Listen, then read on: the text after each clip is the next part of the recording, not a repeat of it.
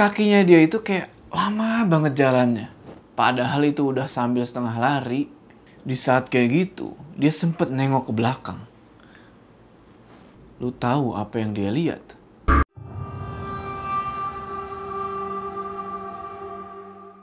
Assalamualaikum teman-teman, balik lagi sama gue Joe. Apa kabar kalian semua? Semoga kalian semua yang menonton video ini diberikan kesehatan, dilancarkan rezekinya, dan selalu dimudahkan urusan-urusannya, dan selalu diberikan perlindungan dari wabah yang sedang melanda dunia saat ini. Dan doa buat teman-teman kita yang kena bencana. Kembali lagi di segmen House Horror, dimana di segmen ini gue akan menceritakan kisah-kisah horor kalian yang mungkin saja terjadi sama gue. Jadi gue dapet kesempatan buat nyeritain pengalamannya Bunga sewaktu dia masih sekolah MTS di salah satu pesantren di Jawa Barat. Gue mau kasih tahu di mana persisnya ya.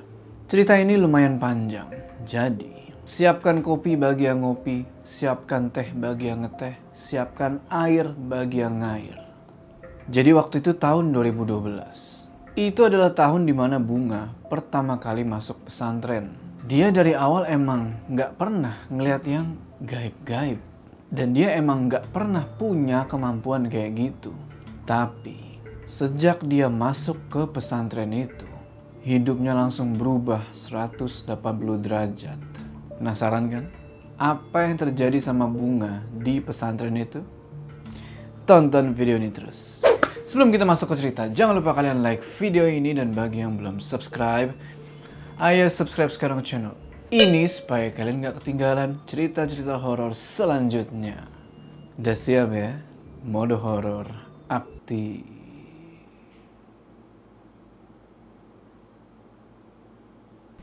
Tahun 2012 itu, Bunga masih kelas 7 atau bisa dibilang kelas 1 SMP. Karena santri baru wajib mengikuti MOS. MOS ini semacam ospek. Jadinya dia ikut tuh acara MOS di sana. Ya sekalian pengenalan pesantren lah. Karena emang itu pesantren luas banget. Di atas bukit gitu. Jadi medannya itu naik turun dan masih ada hutan di sana. Waktu MOS itu, Bunga sama kelompoknya masuk ke dalam hutan buat menuju ke tempat yang udah diarahin sama guru di sana. Pas mereka masuk ke dalam hutan, itu masih siang bolong ya. Bunga lihat-lihat tuh ke sekitar kan. Udah sempat disinggung kan tadi di awal kalau Bunga ini nggak punya kemampuan buat ngelihat yang gaib-gaib. Oh iya, ada satu hal lagi yang perlu gua kasih tahu. Dari TK dia bilang kalau dia ini punya teman khayalan yang dia kasih nama Niki sampai di SMP itu. Cuman ya nggak bisa kelihatan dan nggak ada wujudnya. Karena emang cuman ada di khayalannya Bunga aja. Oke lanjut. Terus pas dia lagi lihat-lihat ke sekitar gitu kan. Di samping kanannya ada banyak banget rumput-rumput ilalang. Nah, tiba-tiba dari situ muncul. Lu tahu kan makhluk kecil yang suka nyolong duit? Ya, tuyul. Tuyul itu muncul kayak gini nih. Bah, kayak mau ngagetin gitu. Kepalanya botak, matanya hitam semua. Terus dia senyum jahil lah ke arah Bunga. Bunga kaget di situ karena kan dia nggak pernah dan nggak punya kemampuan buat ngelihat yang begitu-begituan. Kok tahu-tahu dia bisa. Setelah itu tuyul tadi hilang gitu aja. Tapi Bunga di situ nggak terlalu peduli. Karena dia pikir mungkin itu efek dari panas matahari. Jadinya matanya burem atau bikin dia halusinasi atau gimana. Dia masih belum percaya. Beberapa bulan setelah itu, Bunga nggak ngalamin kejadian apa-apa. Sampai suatu hari di waktu siang. Jendela kamarnya Bunga itu kan ngadep ke hutan bambu yang ada di belakang asrama. Nah, pas dia ngelihat keluar jendela itu, di situ dia ngelihat ada dua orang wanita. Yang satu lagi berdiri dan yang satunya lagi duduk. Ngarah ke jendela kamarnya Bunga. Rambut mereka panjang, pakaian mereka putih, tapi muka mereka itu rata. Namun Bunga nggak mikir yang aneh-aneh di situ. Bunga terus ngelambain tangan ke dua sosok wanita itu sambil bilang, "Hai." Namun, dua perempuan itu nggak merespon sama sekali. Jadi Bunga pikir, ya udahlah, biarin aja. Besok harinya, Bunga ngeliat lagi keluar jendela kamarnya. Dan dua perempuan itu ada lagi.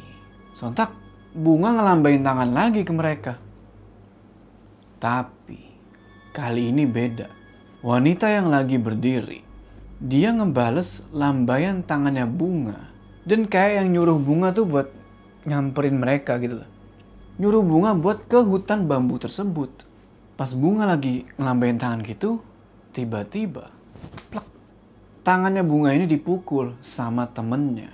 Nah, kalau temennya Bunga ini, dia emang bisa ngeliat yang gaib-gaib. Temennya ini bilang, "Bung, kamu jangan ngelambain tangan ke mereka. Mereka itu bukan manusia. Coba kamu pikir, mana ada manusia yang ada di hutan bambu kayak gitu." Di situ Bunga baru sadar. Bener juga ya.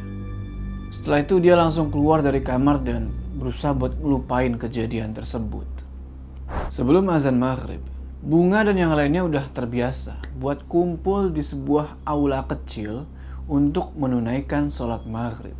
Waktu itu lagi hujan badai. Jendela-jendela tetap kebuka, cuman tirainya ditutup. Angin kenceng banget. Bunga lagi ngelihat keadaan sekitar, sampai akhirnya matanya terfokus sama satu cahaya merah yang menyala dari luar jendela. Bunga bertanya-tanya kan, itu apaan? Tapi ya udahlah, dia cuekin aja hal itu. Azan maghrib pun tiba dan mereka pun semua sholat maghrib. Di rakaat terakhir, pas sujud sebelum tahiyat akhir, Bunga ngerasa di situ kalau dia tiba-tiba tertidur. Dan beberapa saat kemudian kebangun lagi, gak pakai salam. Kebingungan dia di situ. Temen yang waktu itu ada di sampingnya Bunga nanya, "Kok kamu lama banget sujudnya?" "Ah, iya. Kayaknya aku ketiduran deh." "Gak mungkin kamu tidur. Orang kamu melek kok. Melotot gitu dari tadi." Jadi kira-kira kayak gini nih. Misalnya sujud nih kan, matanya gini. Setelah kejadian tersebut, setiap kali Bunga ngedengar azan, badannya tuh selalu berasa berat dan susah banget buat bangun. Kayak ada yang nimpa badannya dia supaya dia ini jangan sampai sholat. Biasanya itu berlangsung sampai ada kali setengah jam. Baru setelah itu dia bisa bangun dan sholat. Nah, sampailah cerita ini ke ayahnya Bunga. Dan ayahnya itu khawatir. Akhirnya Bunga dibawa pulang dan dibawa ke seorang ustadz yang biasanya jadi guru ngaji di keluarga ayahnya Bunga.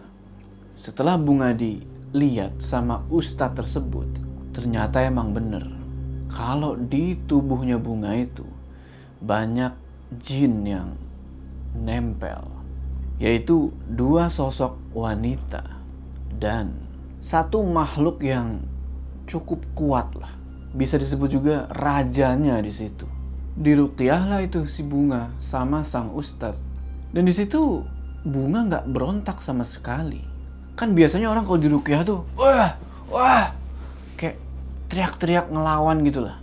Tapi pas sosok yang paling kuat itu dikeluarin, yaitu si raja itu, badannya Bunga langsung bener-bener kecapean. Sampai tersisa satu sosok wanita lagi yang kata si ustadz itu sulit buat ditemuin.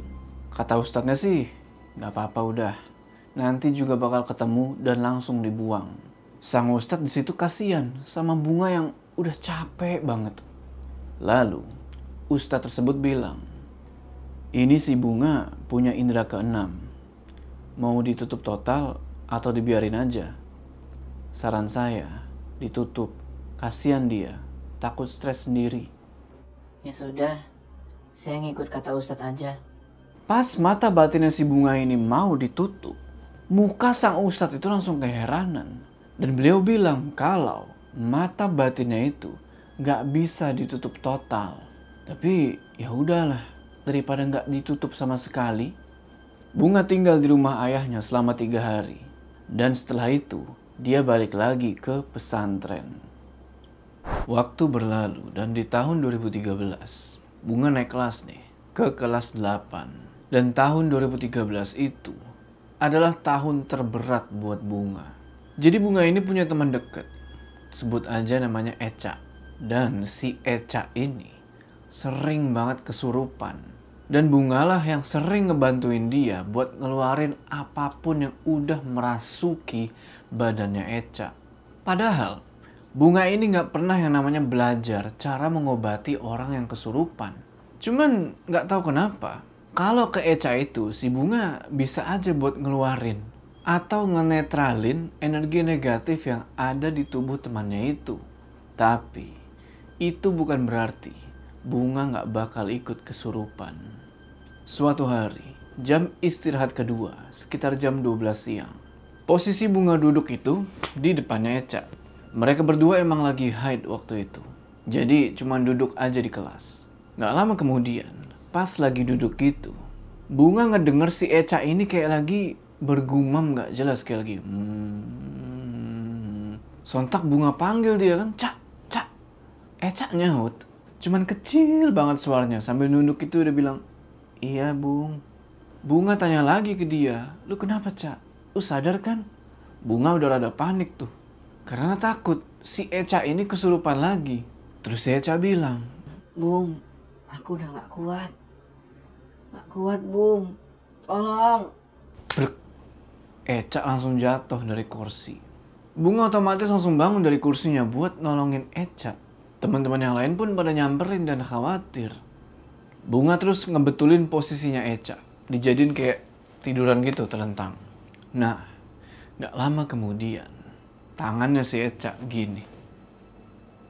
Kayak orang nari sambil bersenandung juga. Sontak Bunga nanya, Ini siapa?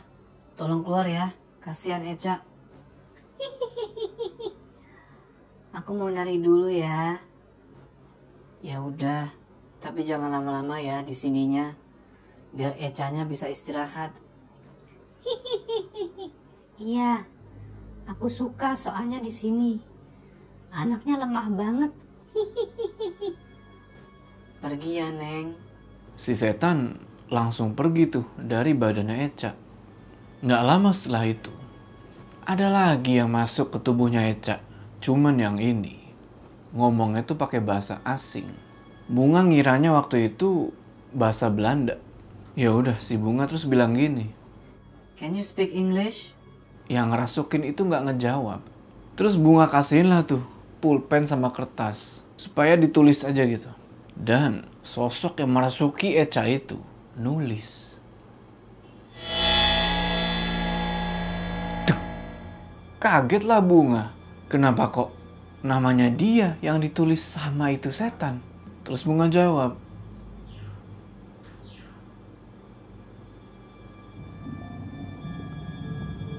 Bunga nggak tahu lagi mesti ngomong apa. Dia cuma bisa genggam tangannya Eca. Nggak lama kemudian, seorang guru datang dan ngebantu buat ngeluarin jin tersebut. Si guru baca-baca doa dan ngedenger gurunya itu baca doa. Bunga bilang ke temen dia yang lain, sebut aja Dini. Din, kok kuping aku panas ya? Langsung panik si Dini. Karena biasanya kalau Eca kesurupan, itu bakalan merembet ke Bunga. Dengan kata lain, kemungkinan Bunga bakal ikut kesurupan juga. Dini bilang, Bung, lu sadar kan? Ini Bunga kan? Iya, ini aku. Aku tuh gak kenapa-napa. Aku cuma nanya, kok kuping aku panas? emang bener, Bunga ngerasa baik-baik aja di situ. Cuman dia keheranan kok kupingnya panas gara-gara ngedenger gurunya baca doa. Karena takut kenapa-napa, si Bunga langsung ditarik buat dibawa ke kelas sebelah. Daripada dia kesurupan juga. Tapi pas Bunga dijauhin dari Eca, plek, dia pingsan. Di pingsannya ini Bunga cerita setelah dia sadar ya. Ya, di pingsannya ini dia tuh kebangun di suatu gunung. Mungkin kayak mimpi gitu ya, atau perjalanan astral, gue kurang paham. Dia kebangun di sebuah gunung yang menurut dia itu adalah Gunung Salak. Dia sih nggak pernah ke gunung itu, cuman nggak tahu gimana. Dia tahu aja kalau dia lagi ada di Gunung Salak. Lanjut, pas dia bangun, dia bingung tuh, kok bisa ada di tengah-tengah hutan. Ya udah, dia telusurin aja itu hutan kan, karena nggak tahu juga mau kemana. Setelah beberapa lama jalan tanpa arah, tiba-tiba Bunga nggak bisa pulang. dari belakang dia ada yang ngetawain. Sontak Bunga nengok ke belakang kan. Lu mau tahu apa yang dia lihat? Di situ udah ada kuntilanak yang lagi terbang ke arahnya Bunga. Bunga langsung lari sekencang-kencangnya tanpa arah sambil teriak-teriak, "Tolong, tolong!" Kunti itu tetap ngejar Bunga sambil ketawa-ketawa. Mau kemana Bunga? Sini sama tante aja. Jangan lari. Bunga cuma bisa doa, berharap ada yang nolongin dia di sana. Di hutan itu, dia ibarat kayak main petak umpet sama kuntilanak tersebut. Pas si Bunga ngumpet, pasti Kunti itu selalu bisa nemuin dia. Sampai akhirnya Bunga udah mulai nyerah karena dia nggak tahu mesti ngapain lagi. Dia ngumpet di dekat batu besar sambil berdoa, "Ya Allah, aku mau pulang." Gak lama kemudian, tiba-tiba ada yang megang tangan kanannya dia. Kaget dia setengah mati. Sosok itu langsung nyuruh Bunga diem dan bilang, "Bung, kamu ngapain di sini? Di sini bahaya. Aku nyariin kamu dari tadi." Kamu siapa? "Aku Niki. Aku yang selalu menjaga kamu selama ini." Niki, kamu kan cuma teman khayalan aku. Nggak mungkin kamu ada. "Ya, buktinya aku di sini. Cuman beda alam. Sekarang aku tanya, ngapain kamu di sini?" Itu ada yang ngejar. Aku nggak tahu kenapa aku di sini. Aku mau pulang. "Pegang tangan aku erat-erat. Jangan dilepas apapun yang terjadi. Kamu sudah bukan di alam kamu lagi. Hidup kamu sudah dalam bahaya." Niki pegang tangannya Bunga dan mereka berdua pun lari. Tiba-tiba, kuntilanak tadi langsung nemuin mereka berdua dan ngejar lagi. Mereka berdua lari terus sampai akhirnya mereka berdua jatuh. Bunga tetap megang tangannya Niki dan tiba-tiba Bunga udah ada di depan kelas. Iya, kelasnya dia. Cahaya lampu dari teman-temannya kelihatan dari dalam. Dan kedengeran suara-suara mereka manggil-manggilin namanya Bunga terus-menerus. Cuman gak semudah itu buat Bunga balik ke badannya. Karena Bunga ngeliat udah banyak banget jin-jin yang ngumpul di depan dan di dalam kelas. Kemungkinan makhluk-makhluk itu pengen ngambil alih jasadnya Bunga. Karena jasadnya Bunga sekarang itu ibarat wadah kosong. Semua makhluk-makhluk itu natap Bunga. Niki juga ada di situ dan Bunga ngumpet di belakangnya Niki. Niki bilang, "Bung, kamu harus kuat. Itu badan kamu, milik kamu. Kamu harus lari ke sana. Aku yang bakal mencegah mereka dari sini. Ingat, kamu harus kuat." Bunga cuman ngangguk. Dan di saat Bunga mau ngelepas tangannya dari Niki, tiba-tiba ada cahaya putih dari tengah-tengah kerumunan jin tersebut. Itu cahaya terang banget. Dan dari cahaya itu keluar suara, "Cucuku, ayo lari, cepat." Gak pakai pikir panjang, dia langsung lari ke arah cahaya tersebut. Dan dia ngeliat tubuhnya sendiri. Gak ngerti gimana caranya, langsung zep. Dengan izin Allah, Bunga kembali ke jasadnya. Setelah sadar, Bunga kayak orang yang kehabisan nafas. Semua teman-temannya itu pada nangis. Bunga keheranan dan nanya ke teman-temannya itu, kenapa? Teman-temannya itu bilang kalau Bunga ini ada kali nggak nafas 1 menit lebih. Padahal nahan nafas di bawah 1 menit aja itu udah susah banget. Akhirnya setelah itu, Bunga dan Eca yang juga udah sadar balik ke asrama. Beberapa hari setelah kejadian tersebut, di tengah malam pas Bunga lagi tidur, tiba-tiba dia kebangun. Dan dia ngeliat kalau di pinggir kasur tempat dia tidur itu, ada sosok yang lagi duduk merhatiin dia tidur. Bunga yang lagi telentang langsung bangun duduk ini kan. Dan dia merhatiin sosok itu. Anehnya, Bunga sama sekali nggak takut sama sosok itu. Bunga nanya, Kamu siapa? Ngapain di sini? Ini kan asrama cewek. Cowok nggak boleh masuk. Nanti kamu diomelin loh. aku Michael. Nggak apa-apa kok. Aku seneng lihat kamu tidur. Cantik. Lanjut tidur aja lagi, Gih. Aku jagain kok. Bunga ngerasa aneh banget di situ. Tapi karena ngantuk, ya udah, dia lanjut tidur lagi. Sewaktu masih kelas 8 itu, Bunga sempat ikut salah satu ekskul yang ada di sekolahnya atau pesantrennya. Santri pecinta alam. Bunga nggak begitu ngerti tentang alam, jadinya ya dia ikut aja. Sampai suatu hari, dia dan teman-temannya diajak sama gurunya buat ngelakuin perjalanan ke dalam hutan yang ada di bukit sekolah. Cuman buat sekedar ngenalin alam aja. Sebelum ngebawa Bunga dan yang lainnya ke sana, gurunya bilang kalau dia udah ngelakuin observasi dan riset sebelumnya. Jadi nggak bakal nyasar di hutan itu. Oke lah. Santri yang ikut program tersebut nggak banyak. Cuman ada sekitar 10 orang waktu itu. Ditambah si guru jadi 11. Singkat cerita, pas udah di bukit itu dan mau mulai perjalanan, diaturlah formasi. Si guru di paling depan, Bunga di paling belakang. Kenapa Bunga ditaruh di paling belakang? Kata gurunya, Bunga adalah yang paling berani. Yaudah, semuanya udah diatur, formasi segala macem. Dimulailah perjalanan.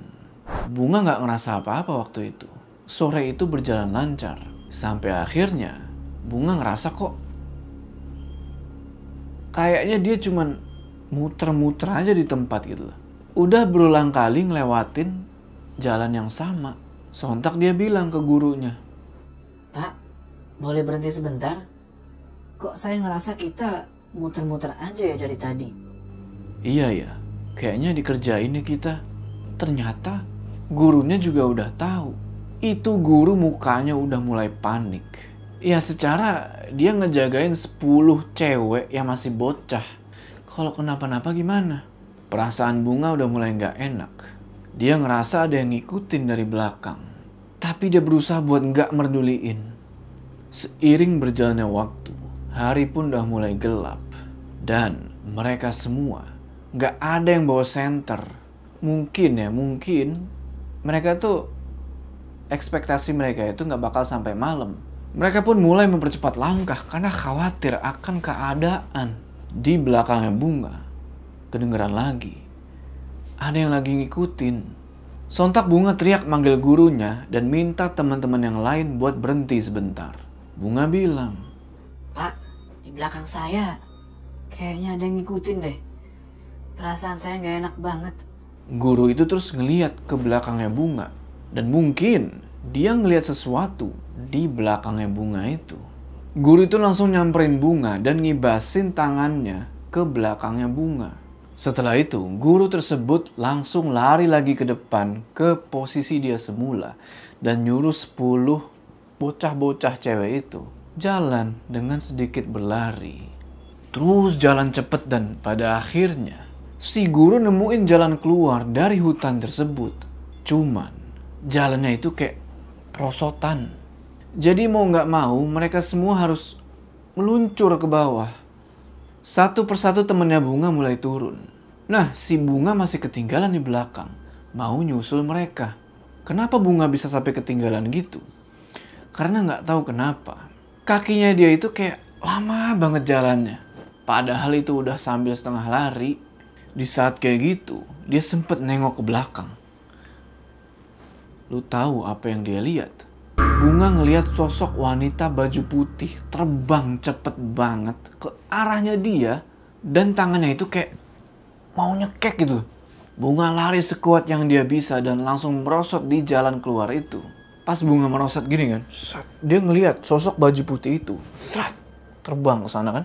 Terus dia berhenti dan sosok itu nengok lagi, ngeliatin Bunga. Udah merosot sampai bawah, Bunga langsung lari ke dekat pohon. Gak lama kemudian azan maghrib berkumandang dan temennya Bunga, yaitu si Eca. Ya, si Eca juga ikut. Nah, dia ini kesurupan.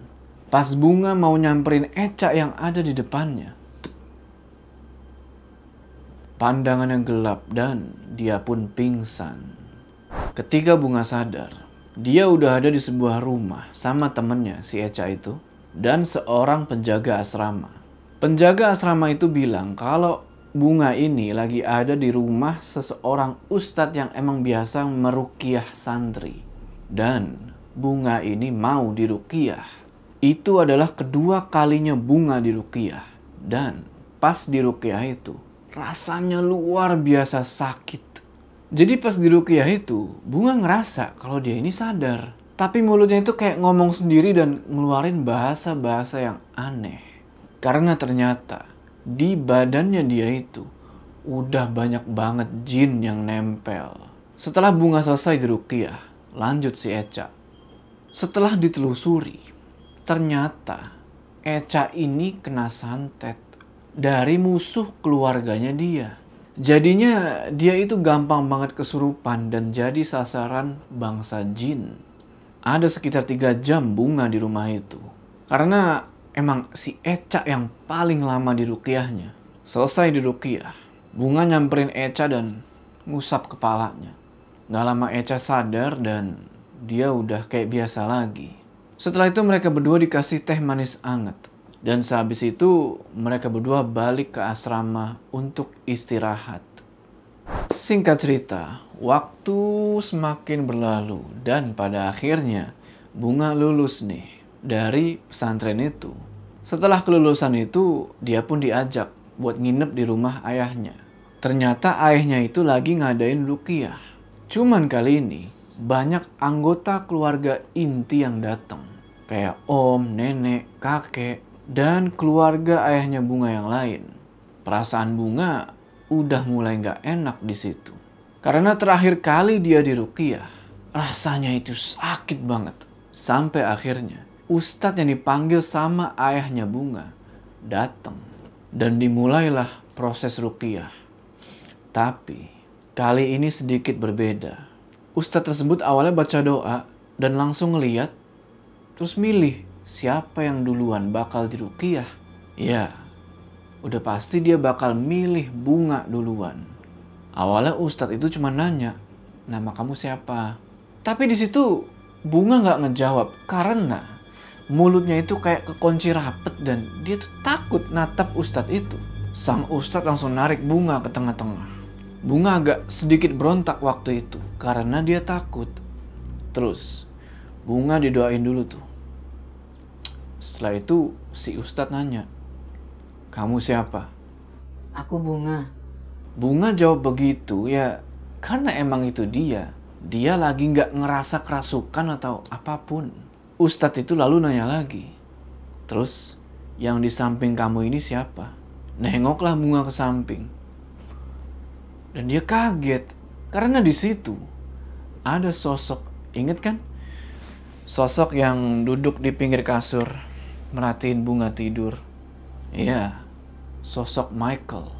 Bunga sontak ngejawab, Itu Michael. kenapa dia selalu ngikutin kamu? Aku nggak tahu. Kamu tanya ke dia sekarang. Seketika, Bunga kayak langsung ada kontak batin sama Michael. Dan Michael bilang di situ kalau dia adalah sosok yang ngajak Bunga nikah sewaktu dia merasuki Eca. Dia yang selalu ngejagain Bunga kemanapun Bunga pergi. Supaya Bunga ini gak bisa diambil sama orang lain. Ngedenger itu, raut mukanya sang ustadz tersebut langsung berubah. Dan sontak beliau langsung megang kedua pelipisnya Bunga. Bunga langsung teriak-teriak kesakitan. Karena emang si Michael ini kekeh gak mau pergi. Segala cara udah dilakuin. Tapi dia masih stay di situ. Badannya Bunga udah lemah banget sampai akhirnya dia mimisan. Ustadz itu bilang lagi, "Michael, jika kamu mencintai dia, tolong untuk pergi. Lihat dia. Kamu tega ngeliat dia seperti ini, ha?" Setelah si Ustadz ngomong gitu, Bunga jadi bisa ngeliat jelas si Michael. Dan dia natap Bunga dengan tatapan yang kasihan, sedih. Lalu tangannya Michael kayak nyoba buat ngelus kepalanya Bunga. Dan di saat yang bersamaan, Ustadz tersebut baca doa. Sampai akhirnya Michael pun hilang. Bunga lalu ngapus sisa darah yang keluar dari hidungnya dan dia nyoba buat bangun. Badannya itu sakit semua dan pelipisnya itu membiru. Ustadz itu bilang lagi, "Kamu sudah bersih, gak usah takut lagi ya. Dan jangan sebut nama dia lagi. Bisa-bisa tali yang sudah saya putus nyambung lagi." Bunga cuma ngangguk dan langsung masuk ke kamar. Di kamar, dia langsung ganti baju dan tiduran di kasur. Nggak peduli di depan masih ada acara apa, dia cuma pengen istirahat. Pas mau tidur, samar-samar di depan kasurnya itu dia ngelihat ada sosok. Kalian tahu kan? Sosok gede, hitam, berbulu. Iya, genderuwo. Ada 2 genderuwo di depan kasurnya Bunga. Mereka cuma berdiri aja natap Bunga dengan mata mereka yang merah menyala. Tapi Bunga udah bodo amat lah dan dia pun tidur. Sampai sekarang, kadang Bunga masih suka ngelihat mereka. Tapi itu cuma kayak yang sekedar lewat aja. Dan dia udah gak pernah kesurupan lagi. Oh iya, satu pertanyaan lagi. Apakah Nicky dan Michael sosok yang sama? Oke teman-teman, gimana tuh tadi ceritanya? Tulis pendapat kalian di kolom komentar ya. Sebelum kita berpisah, jangan lupa kalian like video ini dan bagi yang belum subscribe, ayo subscribe sekarang ke channel ini supaya kalian gak ketinggalan cerita-cerita horor selanjutnya. Gua Jo, sampai ketemu di cerita selanjutnya.